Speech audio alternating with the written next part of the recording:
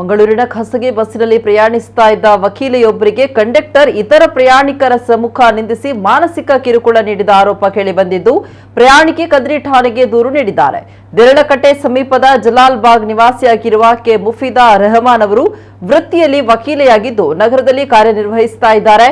ಸೋಮವಾರ ಮಧ್ಯಾಹ್ನ ಸುಮಾರು 2 ಗಂಟೆಗೆ ಮುಫೀದಾ ರೆಹಮಾನ್ ಅವರು ಪಿವಿಎಸ್ ಸರ್ಕಲ್ ಬಳಿ ಬೋಂದೆಲ್ನಿಂದ ಸ್ಟೇಟ್ ಬ್ಯಾಂಕ್ ಕಡೆಗೆ ತೆರಳುವ ರೂಟ್ ನಂಬರ್ 19ರ ಆಶಲ್ ಎಂಬ ಹೆಸರಿನ ಖಾಸಗಿ ಬಸ್ಸಿಗೆ ಹತ್ತುವ ವೇಳೆ ಚಾಲಕ ಅಜಾಗರೂಕತೆಯಿಂದ ಮುಂದಕ್ಕೆ ಚಲಾಯಿಸಿದ ಎಂದು ದೂರಿನಲ್ಲಿ ತಿಳಿಸಿದ್ದಾರೆ. ತಾನು ಬಸ್ಸಿನಿಂದ ಕೆಳಕ್ಕೆ ಬೀಳುವ ಸ್ಥಿತಿಯಲ್ಲಿದ್ದು ಬೊಬ್ಬೆ ಹಾಕಿದೆ. ಆಗ ಕಂಡಕ್ಟರ್ ಉಡಾಫಿಯಾಗಿ ಮಾತನಾಡಿದ್ದಾರೆ. ಅವಾಚ್ಯವಾಗಿ ತನ್ನನ್ನು ನಿಂದಿಸಿದ್ದಾನೆ ಅಂತ ಪ್ರಯಾಣಿಕೆ ಮುಫೀದಾ ಕದ್ರಿ ಠಾಣೆಗೆ ದೂರನ್ನ ನೀಡಿದ್ದಾರೆ. ಮಾನಸಿಕ ಕಿರುಕುಳ ನೀಡಿದ ಕಂಡಕ್ಟರ್ ವಿರುದ್ಧ ಕ್ರಮ ಜರುಗಿಸಬೇಕು ಅಂತ ವಕೀಲೆ ಮುಫೀದಾ ರೆಹಮಾನ್ ಒತ್ತಾಯಿಸಿದ್ದಾರೆ.